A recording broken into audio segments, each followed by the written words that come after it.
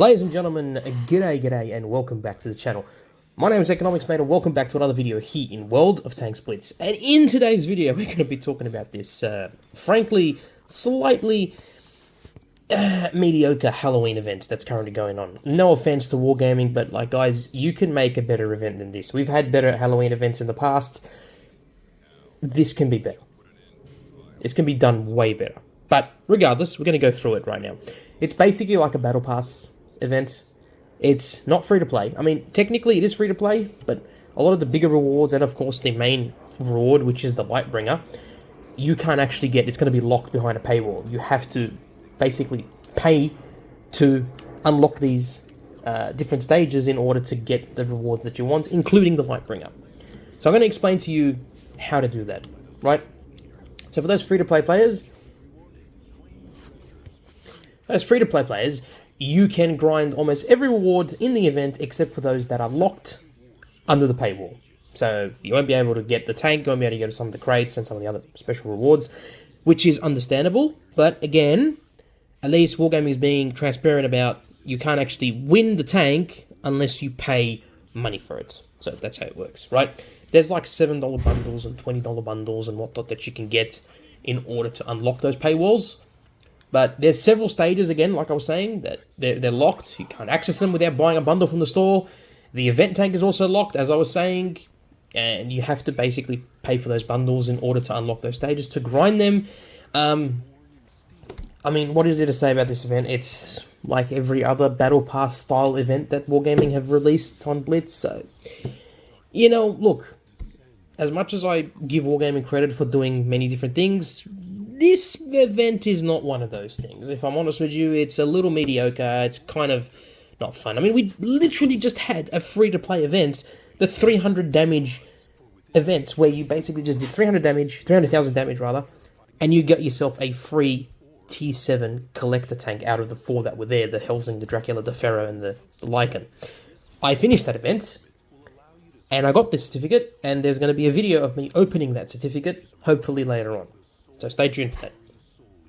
And that was worth it because it was free to play. It was free to grind, and you got yourself a choice of, frankly, 2 broken T7 collector tanks. Well, the Helsing more so than the Drac, and then the other 2 were just 2 good T7 collector tanks for free. For free. You just had to grind the event. So kudos to those that actually got the tanks. Anyway.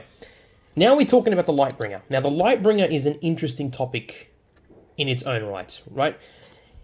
Essentially what this tank is, it's basically a remodeled Tiger 1, right? That's the best way I can put it. It's like a remodeled Tiger 1. It has very similar statistics to Tiger 1, except it's worse. I'm going to tell you straight off the bat, Lightbringer, not worth it whatsoever. It is mediocre at best. It's mediocre at best. Let's just keep it at that. It's got 1450 hit points, which is, albeit less than the Tiger 1. It's got 162mm of armor on the front of the turret, which is more than the Tiger 1.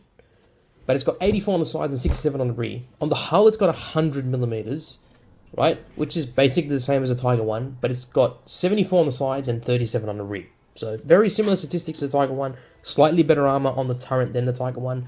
And remember, the Tiger 1 is all right-angled, so it's all like at literally right-angled sort of armor. So you can side-scrape very, very well in that. In this one, you can side-scrape, but I'm not 100% sure, because I personally have not played the tank, but I've seen gameplay of it. Now, it's got 257 meters of view range, which, again, it's a heavy tank. It's not going to have incredible view range regardless.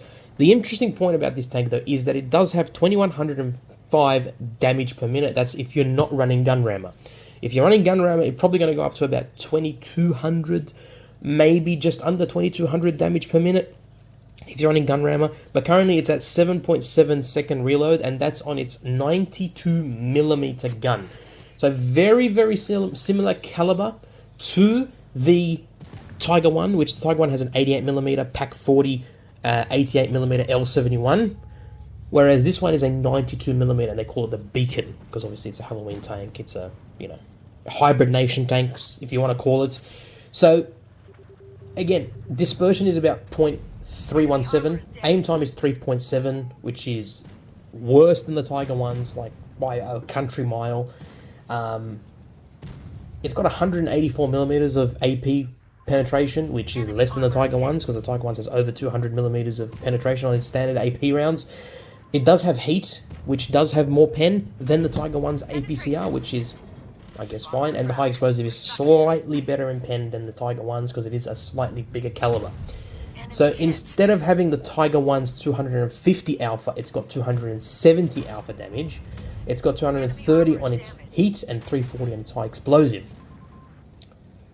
It does have 6 degrees of gun depression, which I believe the Tiger One has got 8 degrees of gun depression. So Tiger One has better gun depression, it's got better DPM, it's got a better aim time, better dispersion, it's got better penetration on the standard round, so you don't have to fire your premium rounds too much.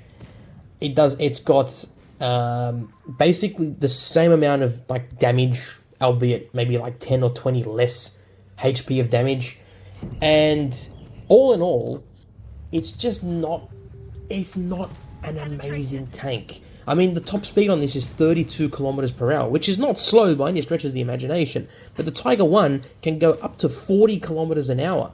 And if you equip it with the engine boost, if you equip it with, you know, the extra oil or the extra oil provisions and whatnot, and, you know, the engine module upgrades and whatnot, guess what? You're going to get up to like 42 kilometers, 43 kilometers an hour, which is faster than this by a country mile. The power to weight on this one is 16.6 horsepower per ton. It's got 35.3 for whole traverse, you know, per second. 35 degrees basically per second whole traverse rate, right? It goes 33 forward, 11 back. It's not incredibly fast. It's fast. It's a lot faster than some of the other tanks at T7 in terms of heavy tanks, but it's not as good as the Tiger One, and I want to make that absolutely clear. The Tiger One is just miles better, and it's free. You can grind it on your account, and it's a free tank. You don't have to pay to grind, then pay for this, and then you have to grind the event to get this tank, and then when you get it, you realize, you know what, it's mediocre at best. It's not the best tank. I'm going to tell you straight off the bat, it is not the best tank to play. Okay? As I said, I don't know, because I haven't played the tank myself, because I don't have a press account to play this tank, nor am I going to pay for it. But I can tell you from replays I've seen so far that have come around, I can tell you straight off the bat, the Tiger One is just better in every way.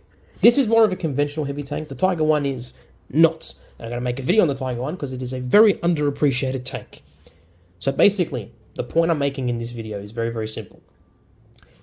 If you want this tank because you think it's some amazing Halloween event tank, you're wrong. It is not it is in no way, shape, or form an annihilator. It's not a soul eater.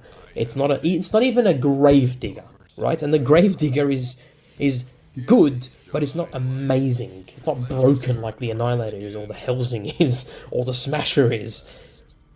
It's just average. It's average at best. Now, Droodle said this tank is horrible, this tank is bad. I'm not gonna slam Wargaming as much as he did with this tank. Fair enough. Look, I give Wargaming some credit for creating an interesting looking tank. It looks pretty damn cool, I'm not gonna lie. It looks sick, but it's not worth it. Wargaming, give us a tank that is actually worth getting. When you're paying money for it, for God's sake, make it worth it.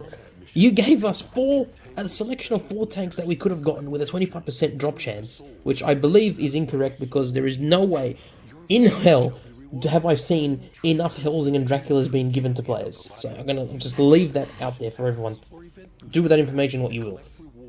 The point I'm making is you gave us tanks that are free, that are way better than this thing, and we didn't have to pay for that event because we just had to play the bloody game.